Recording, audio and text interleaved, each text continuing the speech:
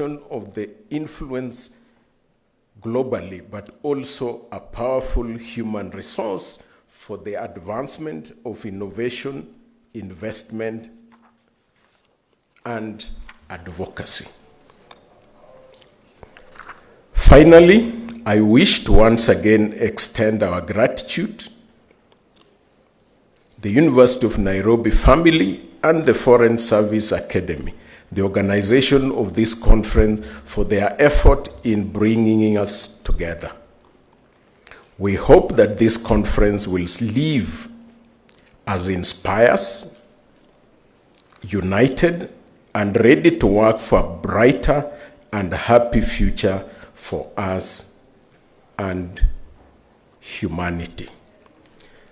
And for the diplomatic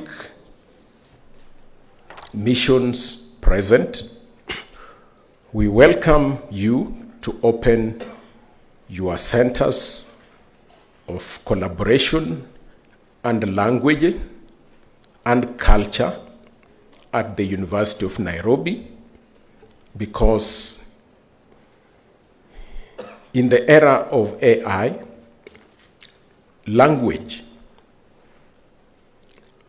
and for us, Swahili language is going to be an important tool and component of diplomatic practice.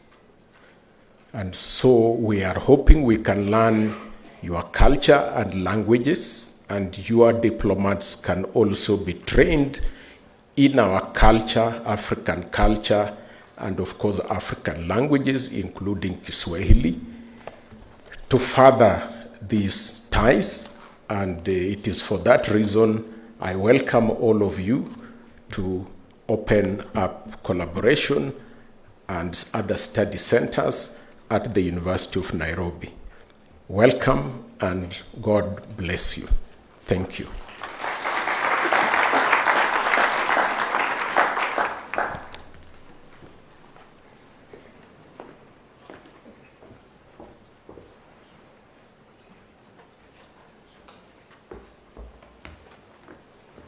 Let's put our hands together again for the DVC. Your Excellency, allow me now to request Professor Franceschi, the Deputy Secretary General at the Commonwealth, to share a few thoughts. Thank you very much. Let's put our hands together for Professor Louis Franceschi.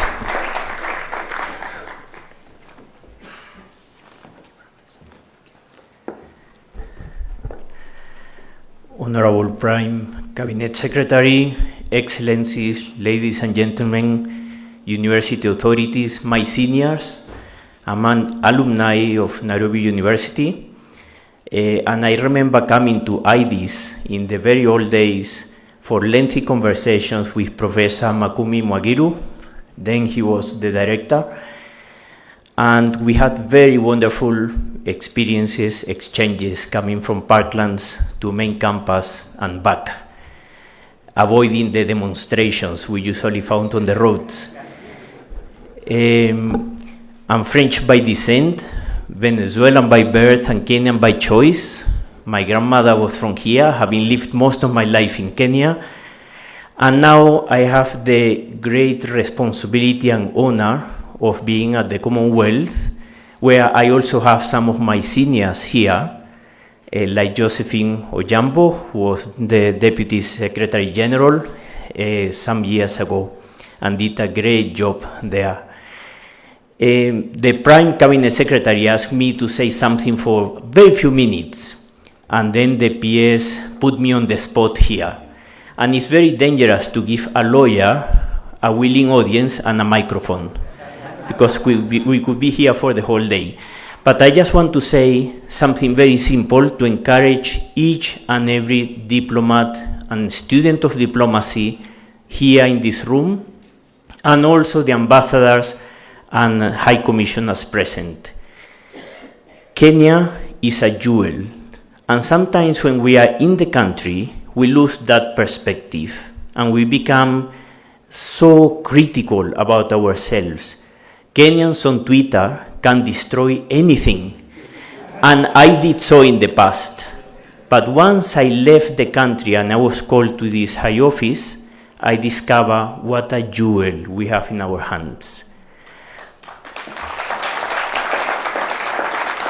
And I keep on discovering this every day. In the last few years, the Commonwealth, which is an amazing organization doing incredible cooperation with 56 countries which are equal.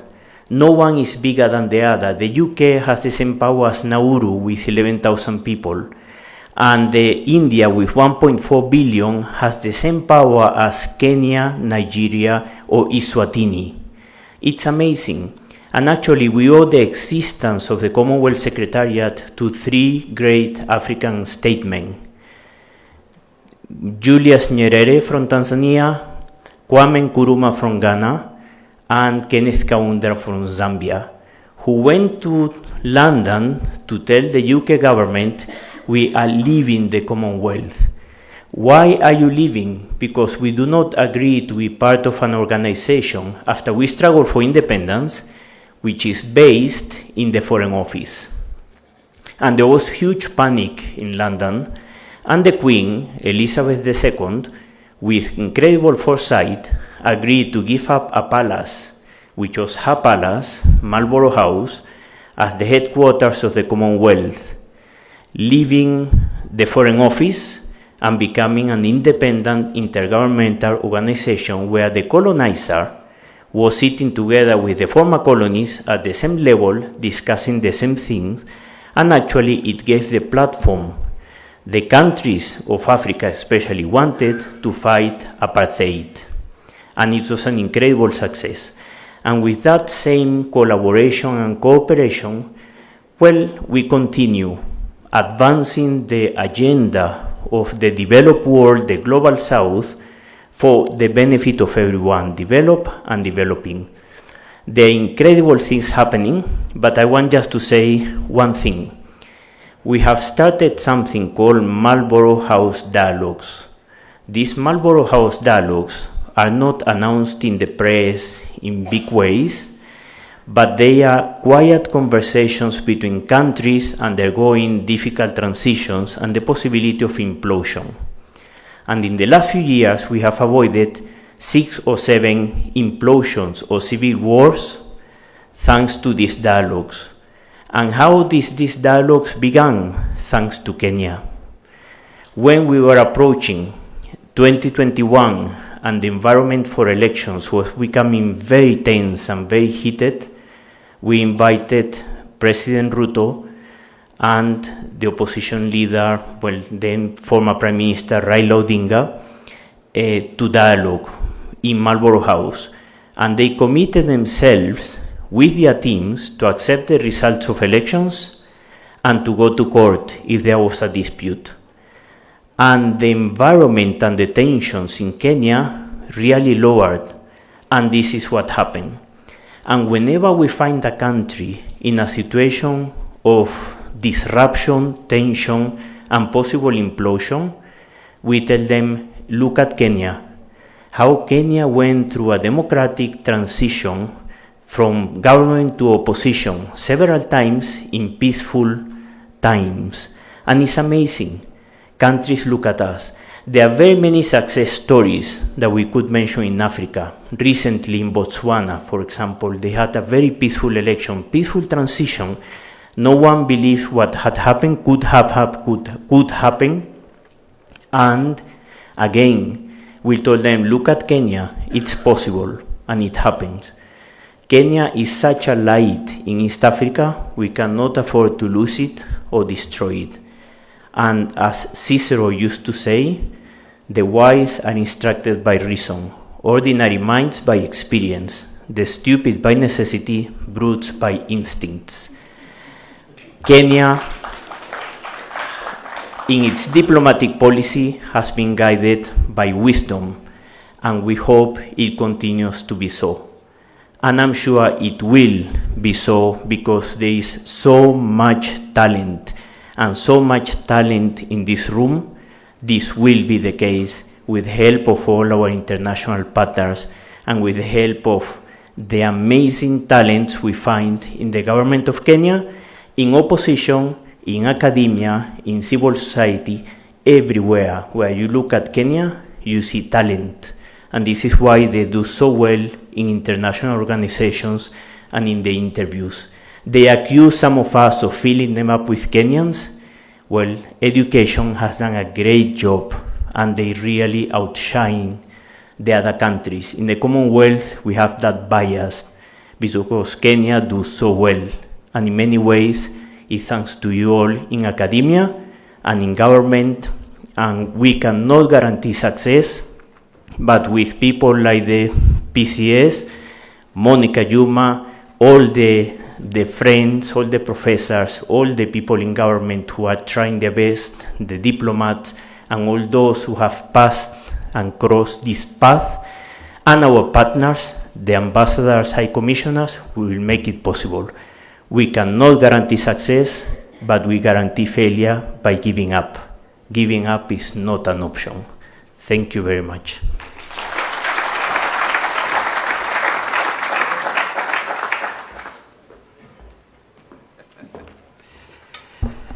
Another round of applause for Professor Franceschi.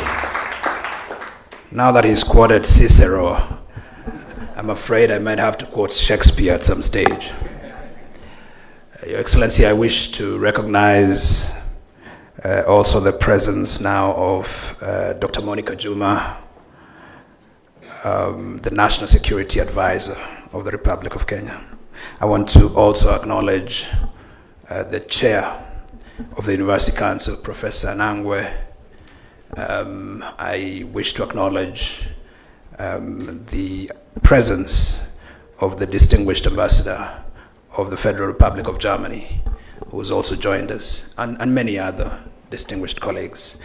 Your Excellency, allow me to continue working with the program so that we can optimize this opportunity of having you here, and you've sort of allowed me 1 or 2 hours for us to be able to maximize on the resources that we have. Well, now that Professor Franceschi has spoken, I want to point out that one of the things that our new policy does is to speak to Kenya's policy with regard to what we are calling plurilateral institutions. And by plurilateral institutions, we mean institutions that are brought together by shared interest, not necessarily shared geography. And the Commonwealth is one of the oldest plurilateral institutions that Kenya has been a member of. And I think what the policy speaks to now is to suggest that Kenya will seek to be part of other interest-based plurilateral institutions that would help Kenya to continue being a good member of the international community, but also to advance its own national interests. And now that we've heard from a member of a plurilateral institution, because Kenya is a firm believer in multilateralism, particularly as we speak the idea of fair and equitable multilateral order, allow me to invite Dr. Stephen Jackson, who is the head of the United Nations here in Nairobi, to also share a few remarks. Let's put our hands together for Dr. Stephen Jackson.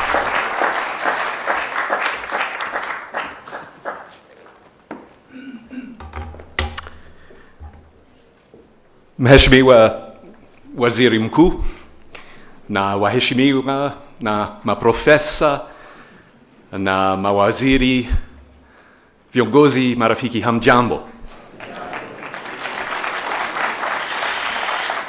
You know, to pick up straight away from what Professor Franceschi just said, there's only one thing more dangerous than putting a lawyer in front of a microphone, and that is putting a recovering academic in front of a microphone in a university.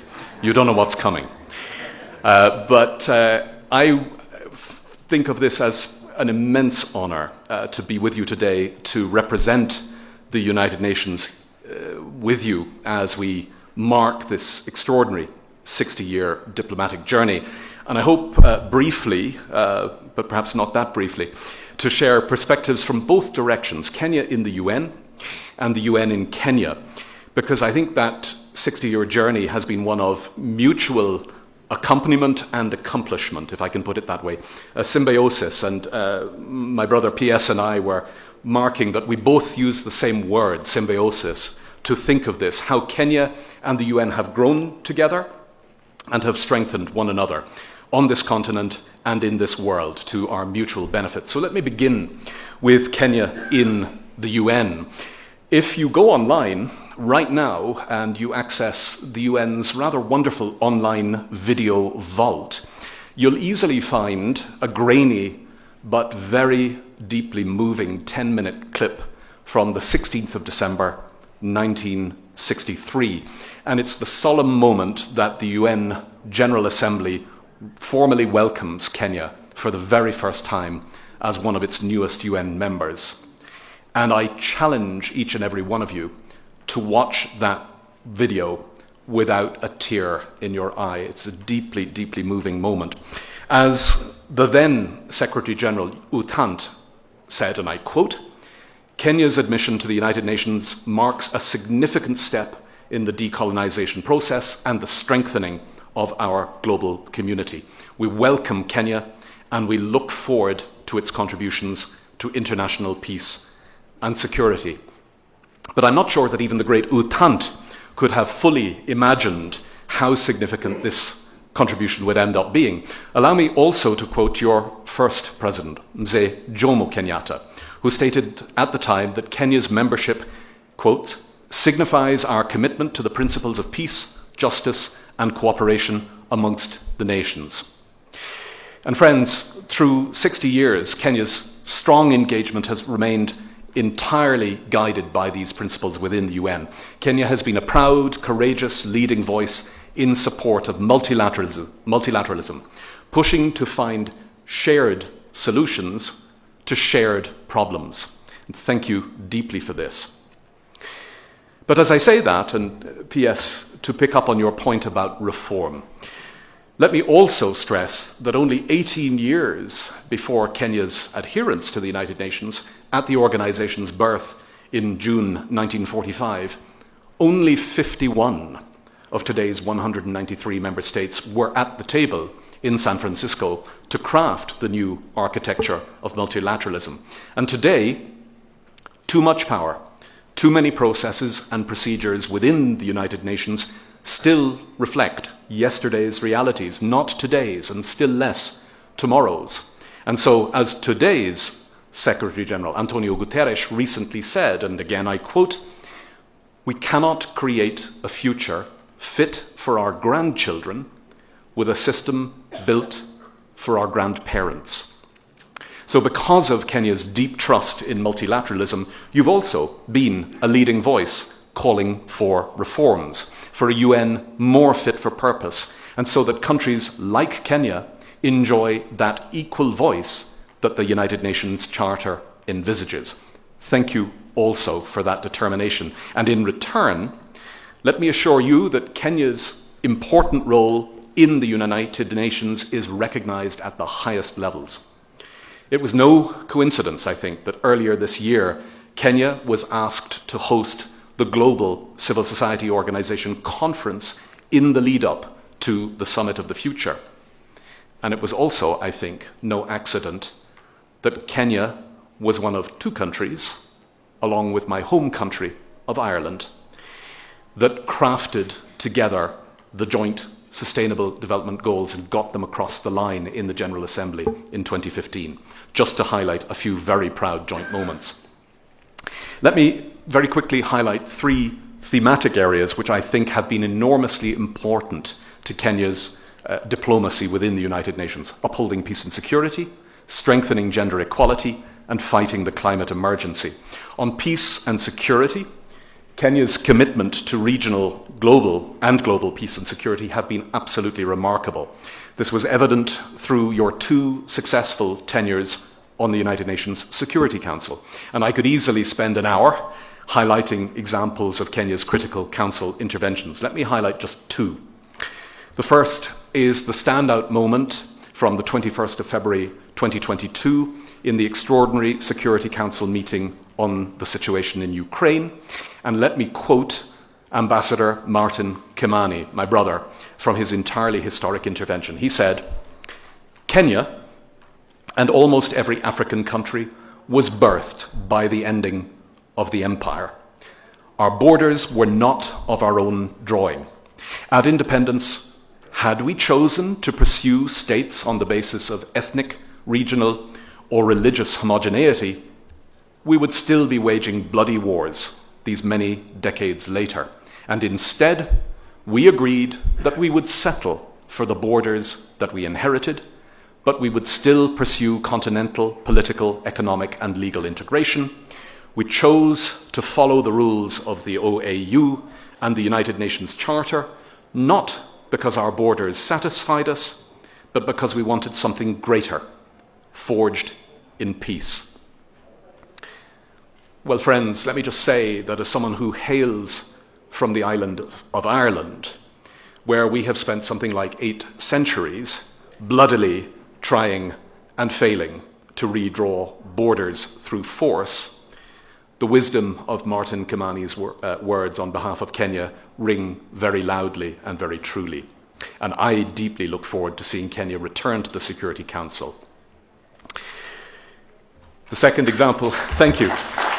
The second example on the Security Council comes in under the section on climate emergency. But first, let me just note that Kenya not only upholds peace in principle, but in practice. You actively make and keep it. You deploy your troops and your police proudly to regional African Union and United Nations peacekeeping forces.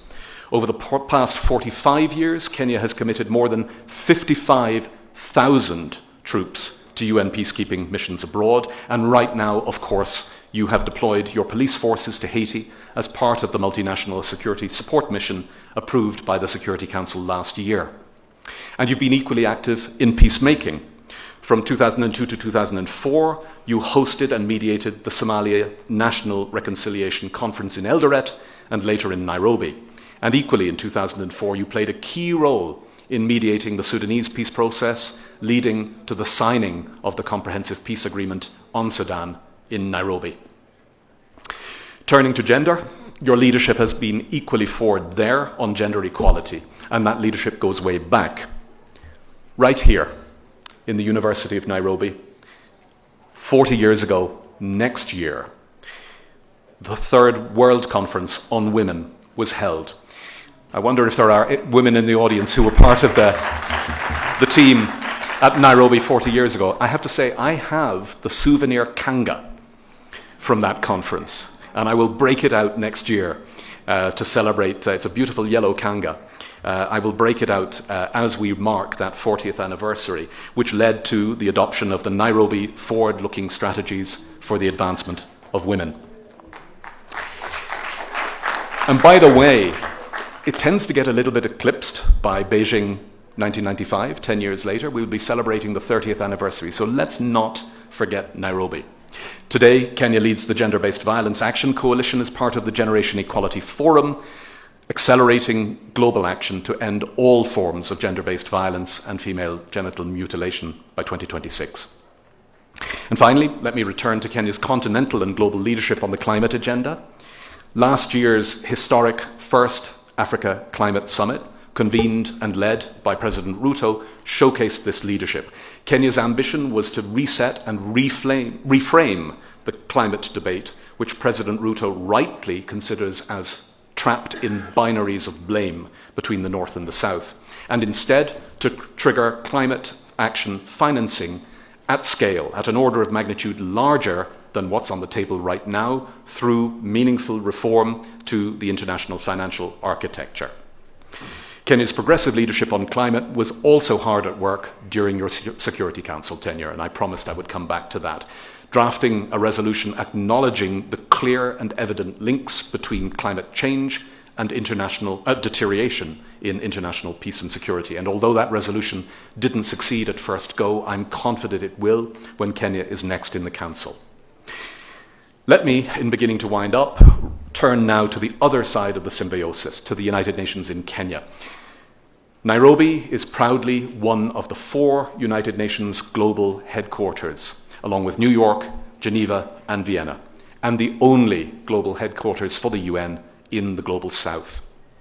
Established in 1996, the UN office at Nairobi today hosts more than 60 UN entities and offices. And very appropriately for the green city under the sun, Nairobi is also the world's capital for multilateral environmental diplomacy, being the home for the global headquarters of UNEP since 1972 and to UN Habitat since 1978. And I find myself wondering if even the far-sighted Mzee Jomo Kenyatta could have imagined just how far and how fast the United Nations' reliance on Nairobi would grow when he gifted us with this marvelous oasis that is our campus in Gigiri. Turning briefly to my own mandate, leading the United Nations country team for Kenya, we have 25 agencies, funds and programs that share one aspiration: to support the people and government of Kenya to achieve Kenya's sustainable development ambitions as captured globally in the SDGs and nationally in the bottom-up economic transformation agenda. And everything we do is guided by the core commitment of the SDGs to leave no one behind. And I have joked in the past with His Excellency President Ruto that we spent a long time trying to work out how best to translate leave no one behind into Swahili. We came up with Asiachwe mtu nyuma, but we could just have waited and said bottom up. The United Nations in Kenya is still growing. UN agencies are bringing more and more capacity and staff from New York, Geneva, and elsewhere to Nairobi, serving local, regional, global mandates. In 2025, we're expecting to bring almost 500 more staff from all over the world. And we're equally proud, and thanks to Kenya for your leadership on this, that through the Gigiri Master Plan, led by my beloved big sister and landlady, DG Bangura, we're going to get a major facilities upgrade. New conference facilities, including a full-size General Assembly hall and a visitor centre that will make the UN in Kenya more accessible than ever to the Kenyan public.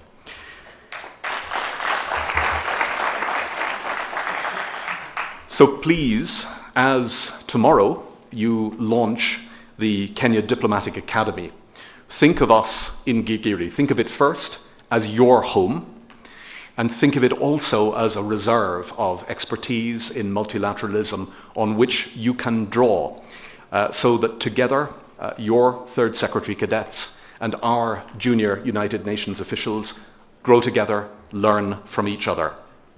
A final suggestion: you will be relieved that even a recovering academic can eventually finish his speech.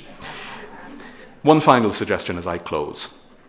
You'll be aware that the 193 member states of the United Nations solemnly adopted the Pact for the Future this September, and with President Ruto proudly leading and contributing. Many of the Pact's commitments, I think, are of the highest relevance for Kenya, and I think we need to work on making them real together. Responding to the climate emergency and ensuring adequate financing for adaptation. Accelerating the SDGs through ensuring adequate financing. Strengthening and sustaining peaceful, inclusive, and just societies. Promoting the responsible use of digital technologies and artificial intelligence through the Global Digital Compact. Including young people in decision-making processes at national and global levels, and enhancing global cooperation and partnerships with civil society, the private sector, and local authorities. These commitments need to be translated into actions meaningful to Kenyans. Let's work together on this. So, my main message for today: Kenya in the UN and the UN in Kenya. A partnership that has benefited us both immensely over these proud 60 years. Each of us has been, I think, and remains, a soft force multiplier for the other, amplifying the messages and concerns that we share. From the United Nations side, I can definitely say that we see Kenya as having and continuing to have a preeminent role in the United Nations. When you speak, the world listens. So please, through your diplomacy, continue to speak loudly and proudly. Asanteni sana.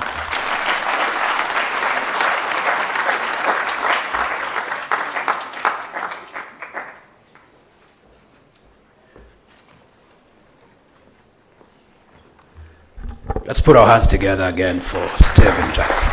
Great. A very positive assessment of Kenya's relationship with the UN and Kenya's role in the UN, but as well, the UN's role in Kenya. I think really critical issues. Your Excellency, we do have a fairly big online audience as well. We're trying to leverage on technology. You will allow me, with a lot of humility, to request somebody whose name has come up, particularly in Stephen Jackson's speech, to speak to us virtually. Ambassador Kimani is with us virtually. He is our former PR in New York, led us strongly and proudly. He now serves at New York University Center for International Cooperation as the executive director. If you're with us, Martin, allow me to invite you. Do we have all the tech in place? Are we all set?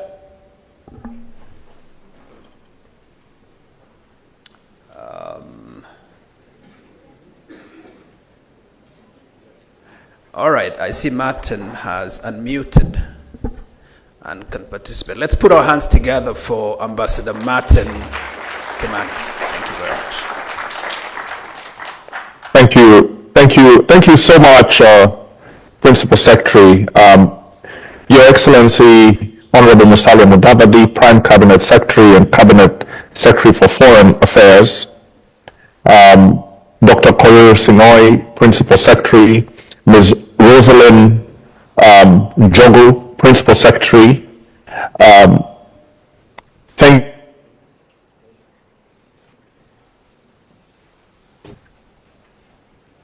Thank you very much for the leadership that you are giving all of us in your important dockets at this time of great peril and opportunity for Kenya. For the sake of time, allow me not to observe the further protocols that would be appropriate to observe before such a distinguished audience. But I hope you will give me the opportunity to offer a special thanks to Ambassador Paul Ndongo and his team at the Foreign Service Institute for their superb effort to help shape this important event. I am speaking to you from Berlin, Germany. Yesterday, I saw the signing page of the General Act of the Berlin Conference on West Africa of 1884-85. It features signatures and red wax seals tied with cords, a somber symbol of Africa's earliest relationship with multilateralism, being its use as a tool of domination. This document represents a pivotal moment in global history, not only as a blueprint for Africa's partition, but as a foundation of structures and norms that still define multilateralism today. It was one of the earliest instances of organized diplomacy where powers negotiated principles to regulate and codify domination. I propose to you that it is the most important document in understanding Kenya's role in multilateralism before and after our independence. For Africa, the General Act institutionalized our erasure. It ignored African agency, enshrined borders as tools of control, and framed our continent as a resource frontier to be managed under international law. Yet in doing so, it unintentionally shaped the multilateral systems Kenya would later navigate and seek to transform. The League of Nations, born amid the ruins of World War I, from these colonial agreements extended Berlin's logic through its racist mandates that categorized territories based on their supposed readiness for self-rule. These multilateral mandates were instruments of brutal control and resource extraction. For Africa, it was a critical, albeit deeply flawed, entry point into the international legal order. The codification ignored our agency and sovereignty, yet the borders it imposed remained central to Africa's political geography. But Africa's leaders and intellectuals refused to be defined by exclusion. The inequality and oppression that flowed from Berlin and the League of Nations fueled the determination to claim a seat at the table. This was the foundation of Pan-Africanism and the driving force behind Kenya's independence. I recommend our up-and-coming diplomats to seek out old BBC interviews with Jomo Kenyatta and Oginga Odinga. In these interviews, they are asked about their political philosophy, to which they replied that they were, and I quote them, African nationalists. President Uhuru Kenyatta once made a remarkable observation in a State of the Nation address that cuts to the heart of Kenya's multilateralism. To paraphrase him, he said that Kenya's independence was fought for by Africans in the Kenya Protectorate. It is when holding this African identity and the interests that flow from it, it's holding them close, that Kenya's multilateral diplomacy is at its most formidable. When we joined the United Nations in 1963, within days of our independence, we stepped into a system designed without us, yet one we would redefine.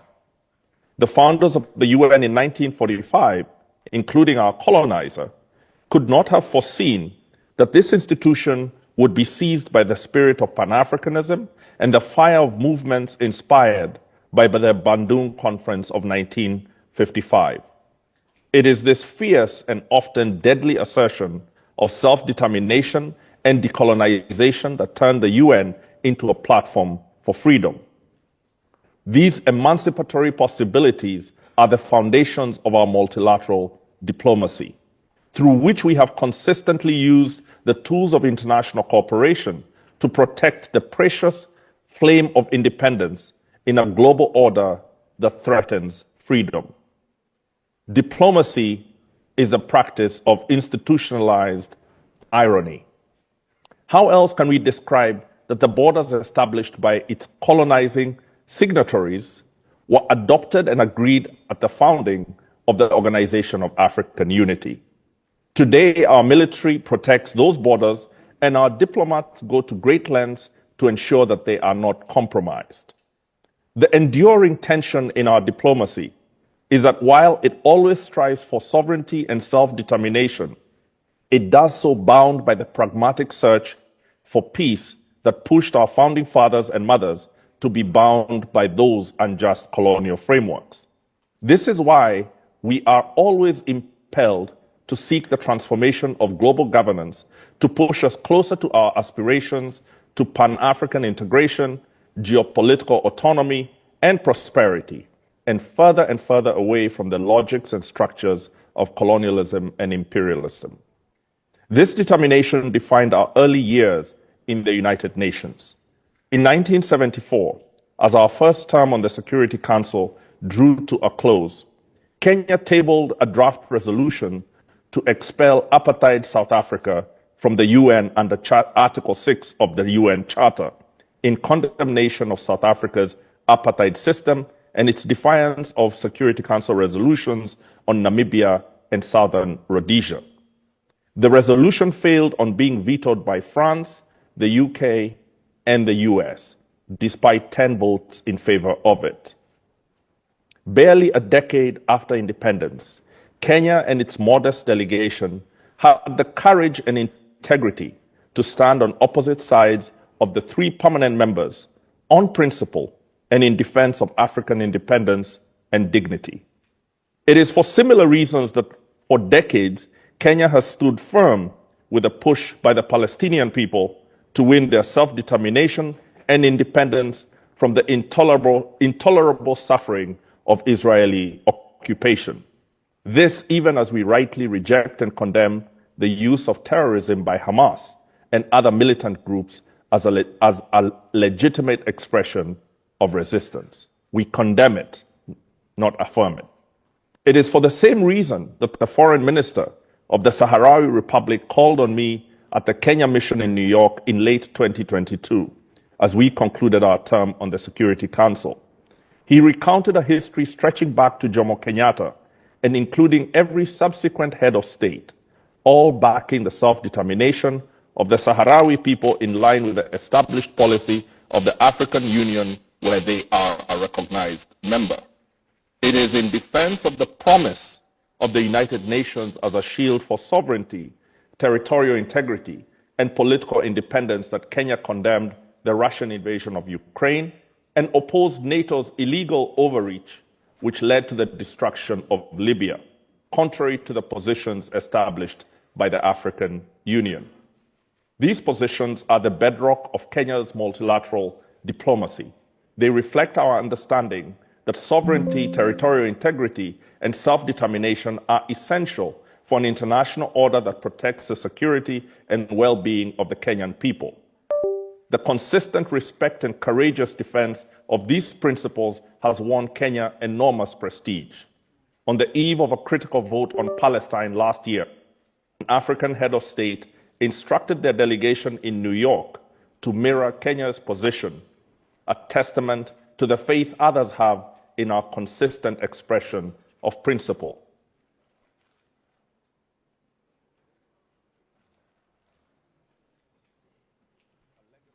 And a responsibility. If Kenya ever becomes a permanent member of the UN Security Council, it will not be because of our economic or military might. It will be because we are trusted defenders of principles that safeguard the independence of nations in a world of dangerous powers eager to dominate their neighbors and regions. In closing, in the coming days, our resolve will be tested. Perhaps it will be defending the riparian rights denied by a colonial treaty. Perhaps it will be standing firm against a UN member that, like apartheid South Africa, grossly violates international norms and international law. In every instance, we will face a choice: compromise or stand tall. In these situations and many others, besides, my successor in New York, who is already off to a great start, and the senior officials who are seated there in Nairobi, who provide him guidance on our multilateral positions, will repeatedly feel the churning tension in their stomachs that comes from defending these principles against the implied and direct threats and even inducements of the great powers. Let Kenya's legacy be your guide. Our DNA as a freedom-loving people is your North Star. And ultimately, our claim to a place on the commanding heights of global governance and decision-making depends on us standing tall and expressing the principles that are folded into our Constitution and our practice of multilateralism for the last 6 decades. Thank you.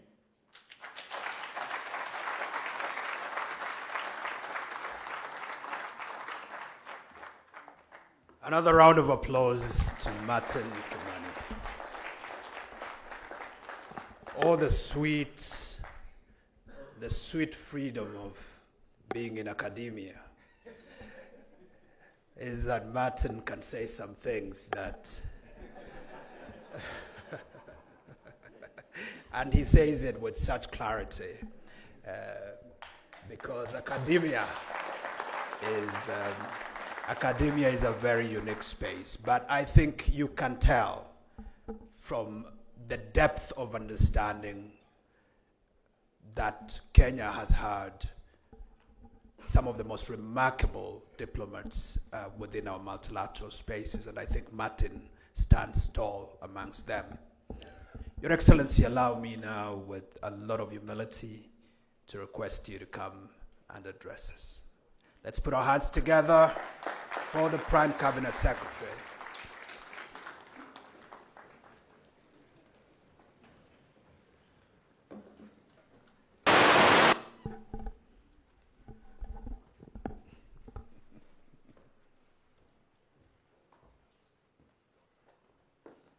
Okay, please be seated, please.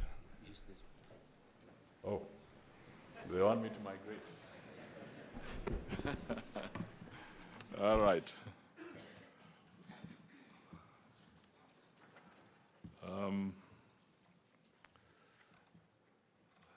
Now, I don't know where to start. When you've had such eloquent communication, you get worried. But let me acknowledge the chairman of the University Council, Professor Anangwe, the DVC, Professor Muller, Ambassador Monica Juma, the National Security Advisor, the Principal Secretary, Dr. Singwe, who has done a marvelous job in moderating this session, Professor Louis Franceschi, Deputy Secretary General of the Commonwealth, the Chairman of the Foreign Service Academy, heads of missions and other diplomatic corps present, and the UoN Resident Coordinator, who is also accompanied by his father.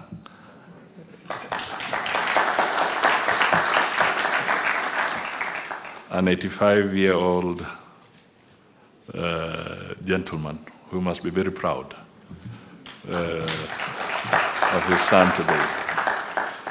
And because we'll not have an opportunity to single out all our partners, if you could just wave so that we can appreciate the presence of yourselves and the countries you represent and institutions, we would be very happy. Thank you. So let me make my remarks. I am honored to join you at this important conference, which is part of a series of major events to celebrate 60 years of Kenya's diplomatic journey. It is commendable that the organizers of this event came up with such a timely theme, commemorating the 60th anniversary of Kenya's diplomatic journey, the hits, the misses, and the lessons. This theme speaks to the evolution of our foreign policy while guiding us to evaluating our diplomatic performance as a country. It enables us to reflect on our successes, low moments, and our resilience to learn from the lessons and chart a way forward. When reflecting on democracy, I am drawn to the timeless words of the former UN Secretary General, Dag Hammarskjöld, who said, "The road to holiness necessarily passes through the world of action." In Kenya's case, our diplomacy has always been action-oriented and rooted in the pursuit of peace and prosperity and partnerships. Indeed, as we convene in this esteemed university, we ponder over our past engagements, achievements, and opportunities with pride and a profoundly unwavering spirit that has propelled our nation onto the global stage. Coincidentally, the University of Nairobi, which is our venue today, has nurtured many graduates who have immensely contributed to our country's diplomatic journey, and this was said before.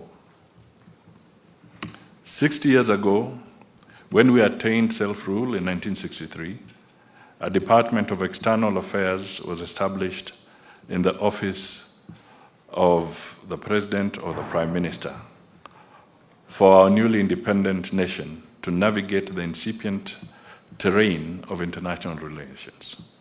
Today, 6 decades down the memory lane, it has undergone a remarkable transformation into a fully fledged Ministry of Foreign and Diaspora Affairs, demonstrating our steady trajectory in global engagements. Over these 6 decades, we have evolved from a young nation asserting its sovereignty on the world stage to a respected regional and global player. The diplomatic footprints of Kenya are now etched in the corridors of the United Nations, the African Union, multilateral institutions, and bilateral avenues, reflecting our commitment to humanity's collective good. Kenya has since established 70 diplomatic missions globally and hosts over 109 foreign missions in Nairobi, making our city a vibrant diplomatic hub. Today, as you have heard, we host the United Nations Environmental Programme, the UN Habitat, as well as the United Nations Office at Nairobi, which serves as the only headquarters in Africa and the Global South. By the way, they sit on 140 acres.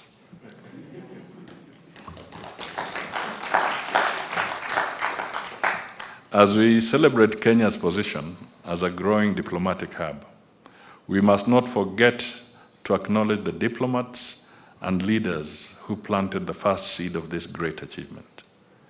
In this regard, let me single out the late Ambassador Joseph Odero Joy, because we tend to forget his name somewhere. And pay tribute to him for his visionary diplomatic leadership that guided our country's efforts to persuade the world that we can indeed host the UNEP in Nairobi. We also host a range of regional offices of critical financial institutions, including the African Development Bank, the IMF, and the World Bank's largest station outside Washington. Indeed, Kenya is now a regional financial hub. As a result, Kenya has always shown its gratitude for this symbol of trust by ensuring that we adequately support and defend these critical agencies and institutions. You will agree with me that it is not easy to trust somebody with your money. But here you are as a financial regional hub, which means that the institutions around finance have built sufficient confidence that many countries are able to trust Kenya with their money.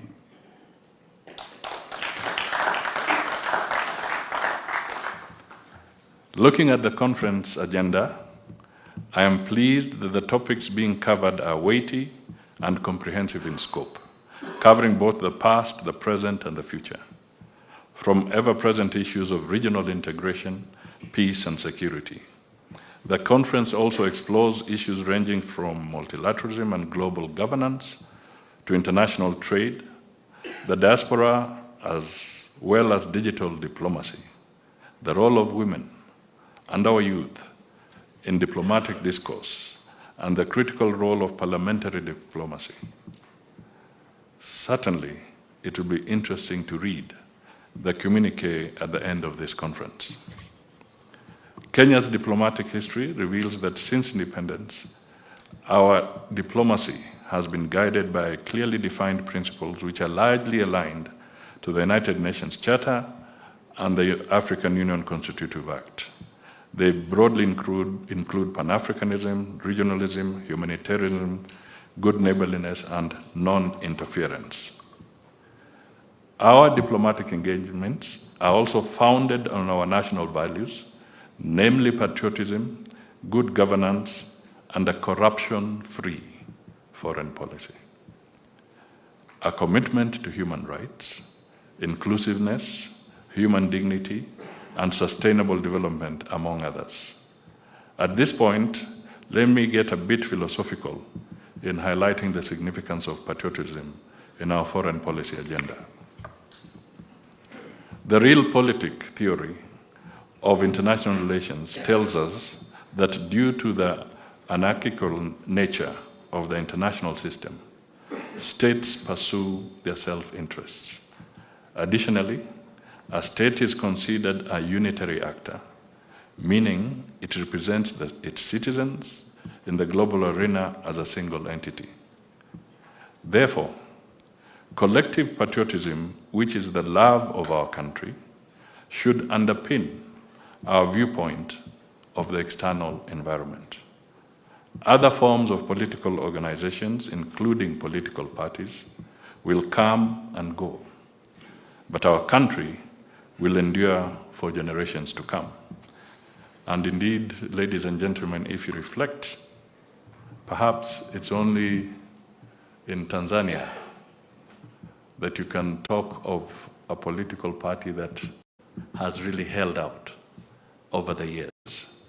But even for Kenya, the original party is perhaps a pale shadow of what it was. We have seen now in Botswana, I think a ruling party literally whitewashed, and I think we have they retained maybe about 5 to 6 seats. And then there's Mauritius in the recent election. It was 60-0. The entire parliament, the entire government, 60. They were all voted out. Well, just ponder. Post-independence Kenya opted to avoid ideological blocks by choosing instead to establish cordial and mutually beneficial relations with all countries across the globe. For this reason, our country has enjoyed cordial fraternal relations with most of the world, from Asia to Europe, to America, to the Middle East, and more so in Africa. Thus, in addition to the principles stated earlier, Kenya has maintained the non-alignment policy. Closer home, let me emphasize that our relations with Africa, especially our ties with the EAC region, have remained a priority. Kenya is committed to strengthening regional integration. We have been a steadfast partner in the East African regional integration since the establishment of the East African Community.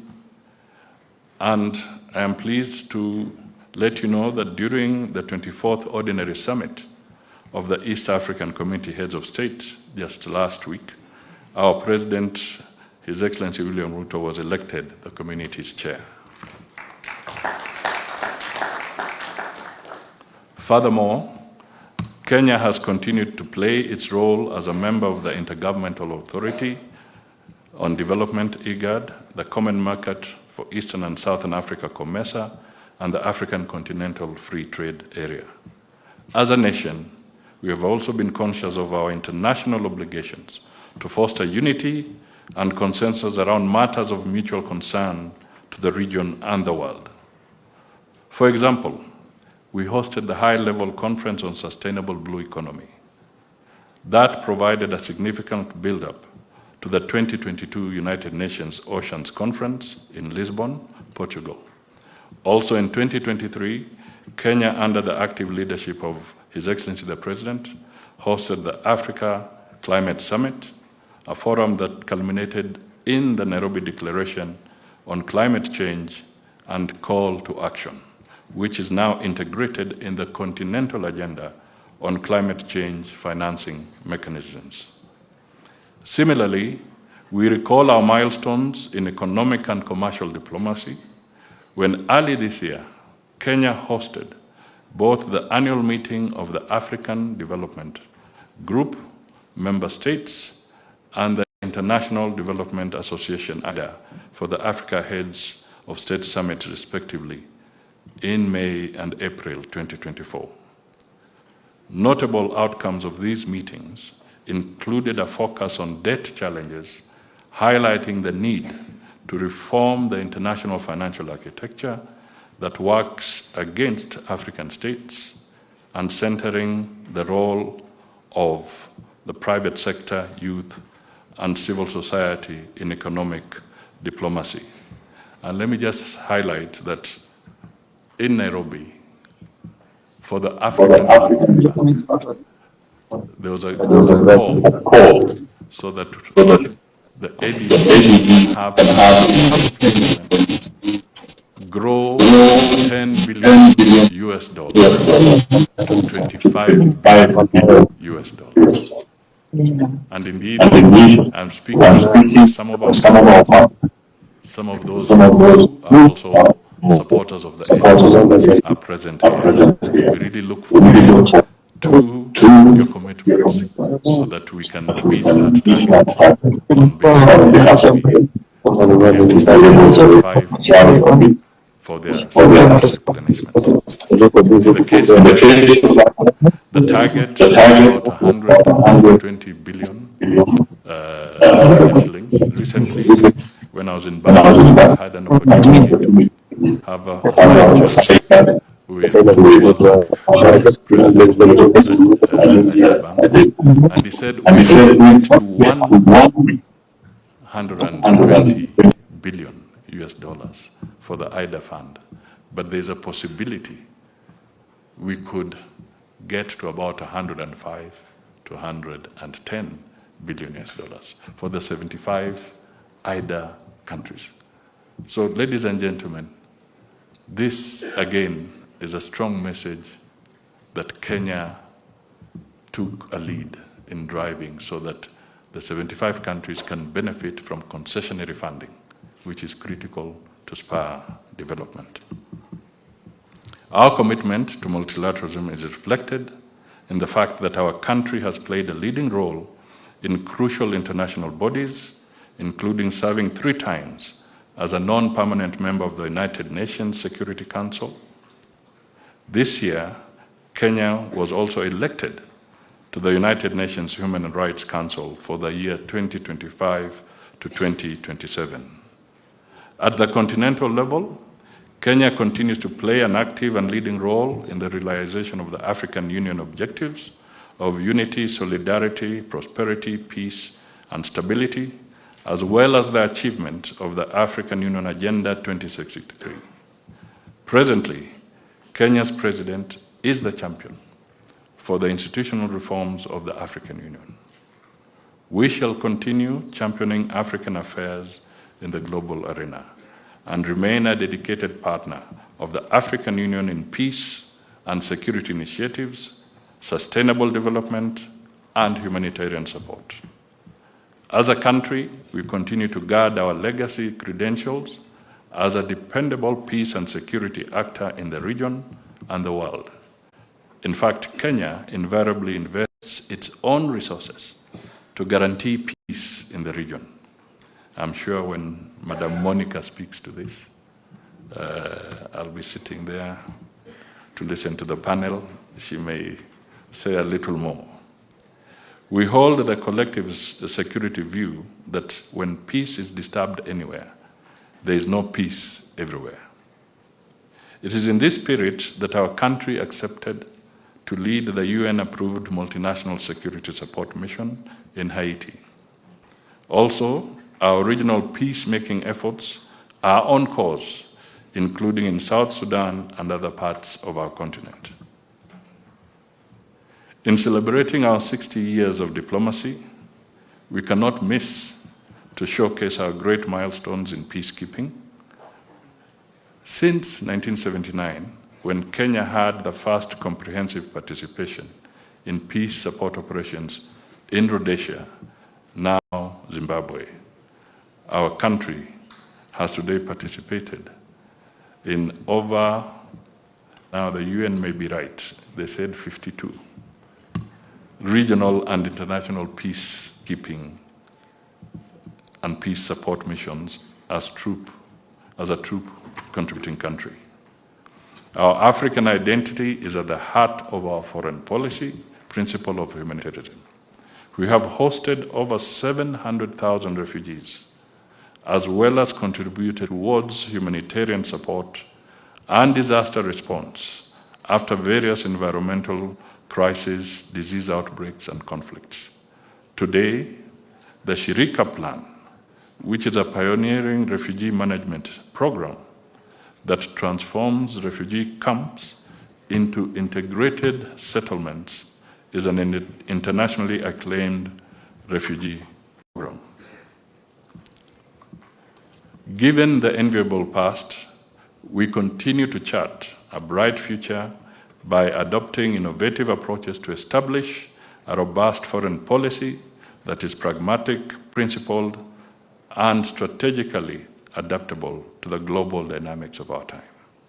Accordingly, this week we launched the revised foreign policy, the Principal Secretary spoke to it, 2024, as well as vital documents, including strategic plans, the protocol manual, and the ICT policy.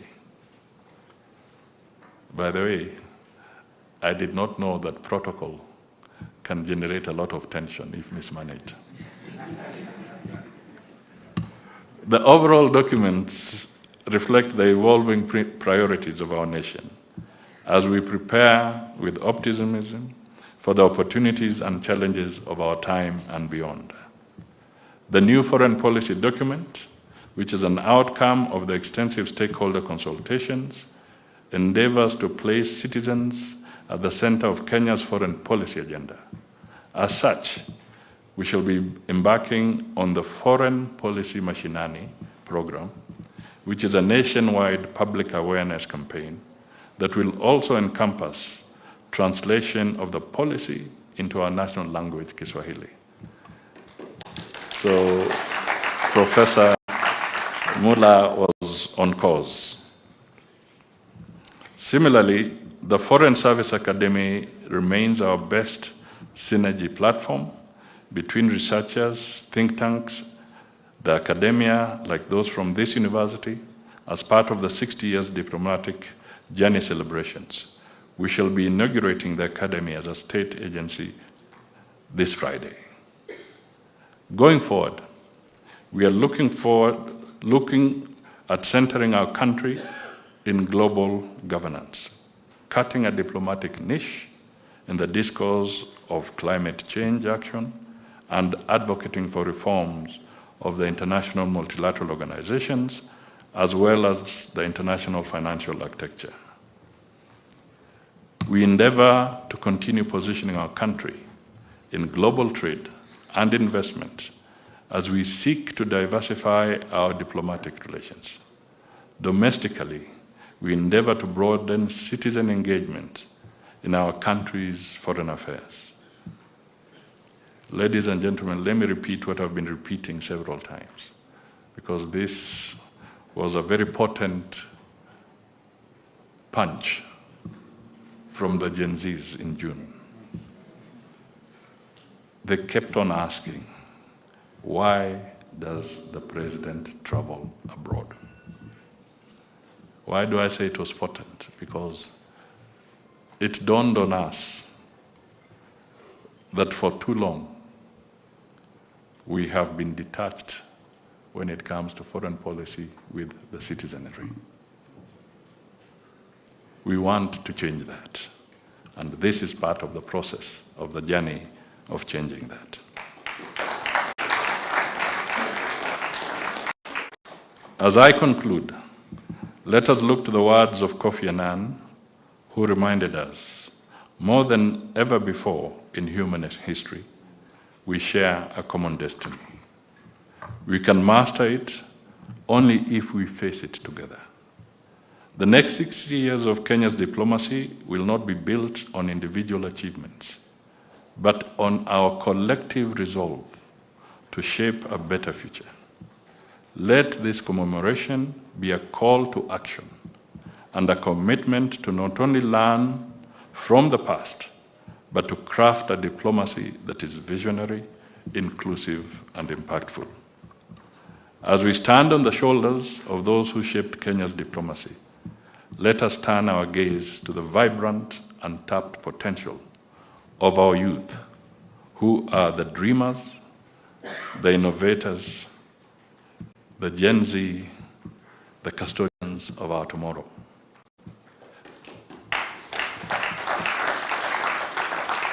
Their energy, creativity, and daring spirit must infuse our foreign policy with renewed vigor.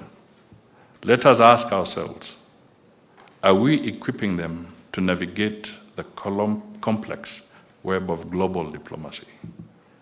Are we inspiring them to carry forward Kenya's legacy on the world stage? Are we informing them of what is expected of them in the future? The future of our diplomacy will not be written in boardrooms alone, but in classrooms, innovation hubs, and the hearts of young Kenyans who dare to imagine a better world. I thank all our partners for the critical support, and I encourage you to join us in celebrating our triumphs and challenges together. Equally, let me congratulate the team of the Ministry of Foreign and Diaspora Affairs for such meticulous organization. I wish you all very fruitful engagements and a truly objective assessment of our achievements, challenges, and the lessons that we need to carry forward. Thank you, and God bless you, and God bless Kenya.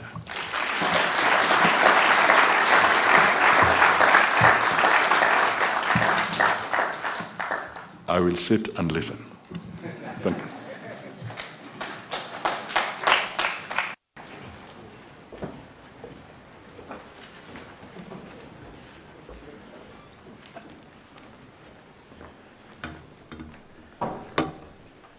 Thank you very much, Your Excellency Prime Cabinet Secretary and Cabinet Secretary for Foreign Affairs, Dr. Musalia Mudavadi, for your thoughtful, probing reflections about the journey so far. Your Excellency, we have been thinking together about how we could optimize the diplomatic capital that we have built over the years, and together with the foreign policy team, Your Excellency, it is our proposal that we host a Nairobi Dialogues for Peaceful Coexistence and Sustainable Development annual conference in Nairobi. It will be a conference that will reflect on the state of diplomacy in the region, assess the impact of Africa's approach to international law, multilateralism, and global governance, and provide a platform for the sharing of critical knowledge products that forecast, influence, and set trends. Your Excellency, I know we've been sitting for long. Allow us to break for 20 minutes just to have a cup of tea, and then we will come back and listen to the wisdom and the insights of Ambassador Dr. Monica Juma and other distinguished panelists here gathered. Ladies and gentlemen, Excellencies, we will take a break for 20 minutes and then we will return. Thank you very, very much. Asanteni sana.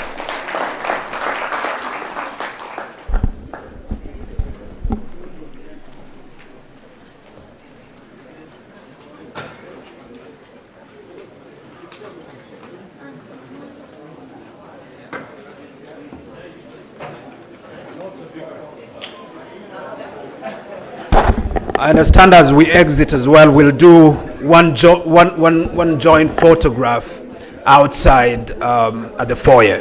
Thank you very much.